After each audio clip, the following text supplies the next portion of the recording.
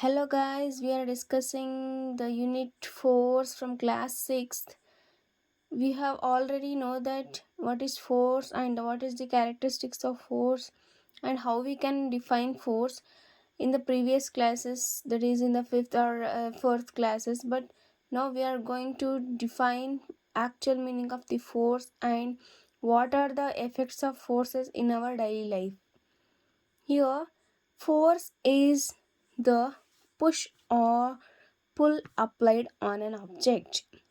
Here, force is the push or pull applied on an object. That means when we apply this, consider this is an object. Here, we know that in physics, everything we call it as an object. We have already known that, right? Here, force is the push or pull. Here, look, when this object is in at rest position, that means it is stationary. When we apply some force, here look, when I apply some force, it moves forward and backward, otherwise it will be stay stationary. When only we applied some energy to pull the object, or to push the object, to pull or push the object, that type we call it as an force. That is, the force is the push or pull applied on an object. That means the energy applied an object to move or to pull the object and to change the rest position. That is, we call it as a force.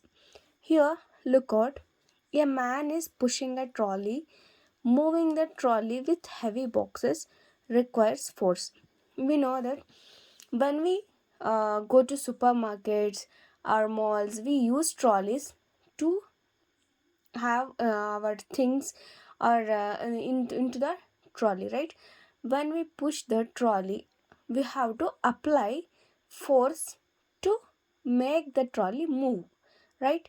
When we make the trolley move by applying the force, that is the best example for push. That is the force applying on the trolley to move forward. And same thing, when we have to pull the trolley, we have to apply the force on the trolley to pull the trolley backward. That what we are saying.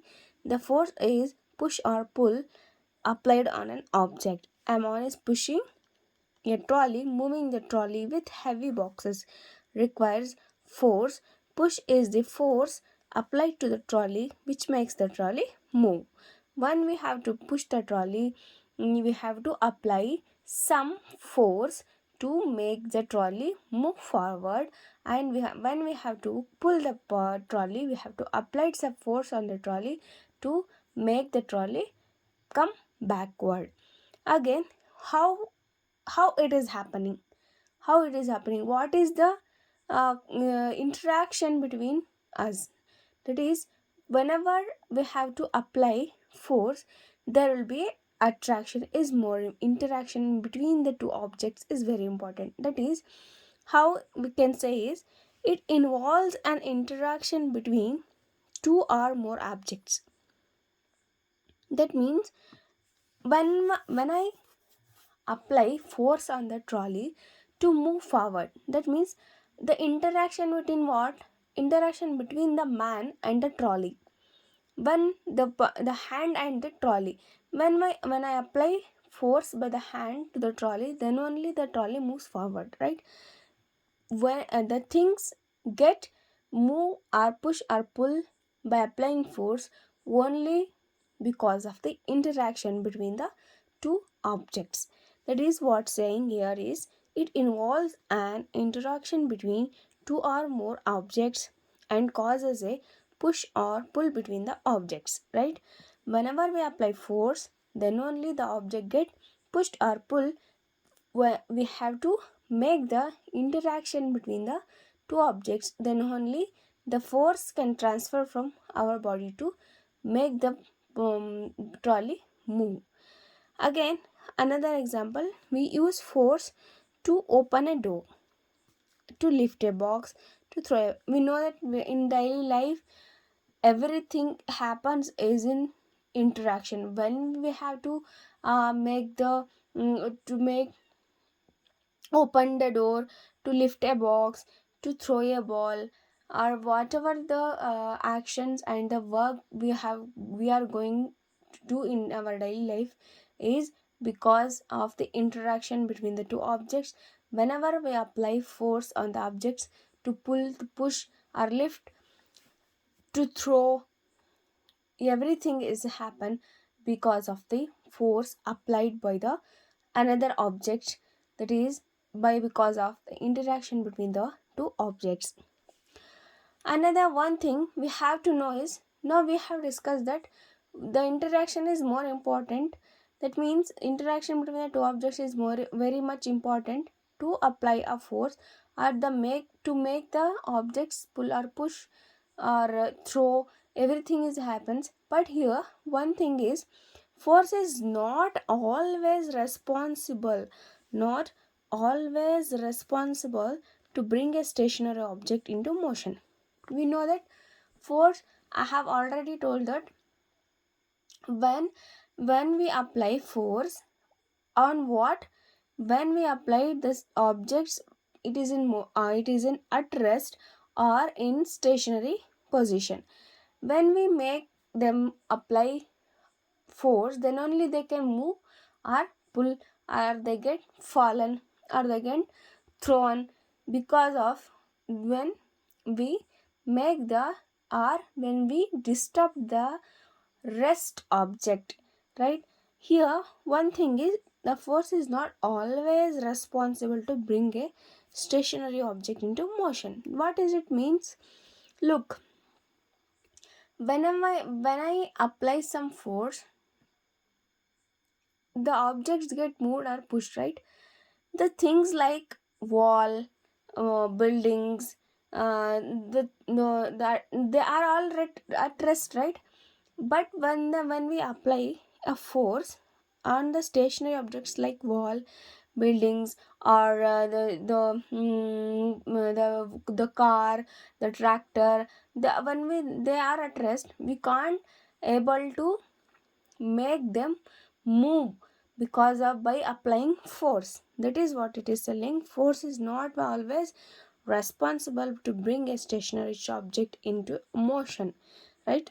We can't pull the wall, we can't pull the tractor, right? We can't push the tractor, we can't push the wall, right? Example here is, a wall does not move even if we push it hard, right? When we push it hardly, the wall cannot be moved, the building cannot be moved, or they will never be in motion when we apply very harder force on it, right? Here this is the introductory part of the force. That is, now what is the effect of the force, right? We have to discuss what is the effect, because we know everything in our daily life. What is what can do we what we can do by applying force on everything, right? First, force can make an object to move. We have already discussed, a force can make an object to move. Here, suppose I will give how it will happen. I will give an example. Suppose you push a table in your classroom, right? Suppose whenever in our classroom, I am discussing that when you have concentrate on everything, that is, we look when we go to school, or when we are at home, we use this something to push or pull. When I apply force to the table which is at rest, okay, which is at rest, on that table you can place a ball or place a book, which is also at rest, right? When I push the ball by applying the force, that ball get fallen from the table, right? Whenever we will apply some force on the ball which is at rest, it get fallen from the table. Or you can push the table, the ball get disturbed and the ball get fall from the table. Here what we say, suppose you push a table in your classroom or a stationary book, the table or the book starts moving in the direction of the applied force, right? When I push the table, here when it is a, consider it is a table, when I push it towards this, it moves towards the applied force because I am pulling this, I am pushing the table because it is moving towards the applied force. Whenever you can place a ball or a stationary book, it also get in motion when we disturb a book or a ball. This is can be the first effect of the force, that force can make an object to move. Next is, it can make a moving body stop, right? How it happen? It can make a moving body stop. That means whenever if ball is rolling around the floor, when you are going to break the ball, that means when you stop the ball by with your hand, the ball get stopped and it will be at rest, right? We might have seen a fields in a cricket match stretching his arms to catch the ball to prevent it from crossing the boundary. Here we have already know that when we in our daily life we can watch TV, cricket or football, everything we will see. The best example is to understand is, we might have seen a fields in the cricket match. Yeah, match stretching his arms to catch the ball. Yeah, whenever a batsman hit the ball, the ball get into the boundary. When the man, the fielder in the boundary, to stop the ball to make the boundary, he stops the ball to prevent the boundary, right? Here we might have seen a fields in a cricket match stretching his arms to catch the ball to prevent it from the crossing the boundary. The third point is, a force can change the direction of a moving body. Here that is, by applying the force we can change the direction of the moving body or an object. Consider a cricket ball that is being bowled in a particular direction to a batsman. When the batsman hits the ball, the direction of the motion of the ball changes. Here the two things here we have to observe is, we need force to throw a ball.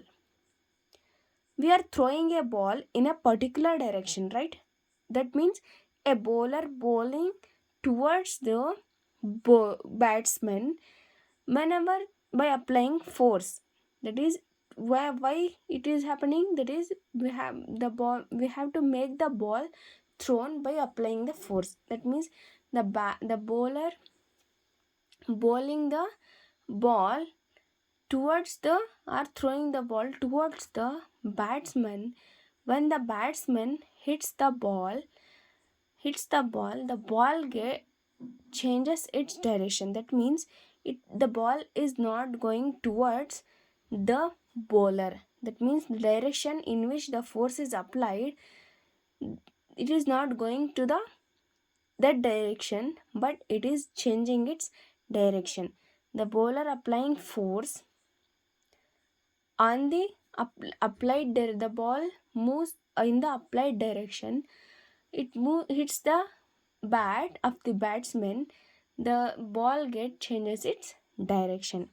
That is, force can change the direction of a moving body. Next is, a force can change the speed of a moving body. How we can control or we reduce the speed of a moving object. That is, a slow placed ball can be made to speed up by giving it an extra push in the direction of the motion. Also, a speeding ball can be slowed down by handling it, that is, by applying force in the opposite direction. Thus, force can alter the speed of a body already in motion. Whenever we placed a ball, can be made to speed up by giving an extra push. That is, when we push, look, whenever a footballer push the football by his leg, right? He'll push the ball by his foot. That means another the ball is moving very fast. That is, the football is moving very fast. Again, that footballer came that side and pushed this side. The ball gets slowed down. By breaking up the ball, we make the ball slow down, right? By here, if by applying force, we can change the speed of the moving body. That means we make the ball very faster as it is in the beginning, or we make the ball slow down by stopping it by applying the force. That is the fourth point. A force can change the speed of a moving body. Next is fifth point. A force can change the shape and size of a body. Correct? By applying force, we can change the shape and size of the object. Next, when how, that is, we know that hold a rubber ball and press it between two your hands. That means when we hold a rubber ball and we will press it with our fingers in our hand, we will observe that the change in the shape of the ball, right? Whenever we are making, whenever we have already seen our mothers making chapatis. That means she make dough, and after making dough she makes chapatis. The when we press the dough, or it makes chapatis as we make it on the floor, right? By using applying force on anything. Or another example is sponge. When we squeeze the sponge, it changes its shape, right? It will compressed and get released. By applying force, it will changes its shape and size. Look, when we squeeze the sponge, it will get compressed. That means size also changes, shape also changes. When we released it, it get back to its original shape and size. By applying force, we can change the shape and size of a body. These are all the five effects we will observe in our daily life, that the force has effects on every body, moving body, or to stop the body, or to get move the body, and that to change the direction of the object, and to change the shape and size of the object by applying forces. First point what we have discussed is the force can make the body move. That means the objects which is at rest, by applying force, it get moved, and it will be it in again in motion, right? Then we will what a force can change the direction of the moving body. That means when we throw a ball, the ball gets hit by the batsman, and it get change its direction. A force can change the speed of a moving body. That means we can make the make the moving object speed up, or we can make the object slow down by applying force on it, right? A force can change the size, shape and size. Best example is the sponge. These are all the effects of force, and this is the first part of the force unit in your sixth class, chapter third in IGCSE syllabus. We will discuss the next part in the second part in the next class.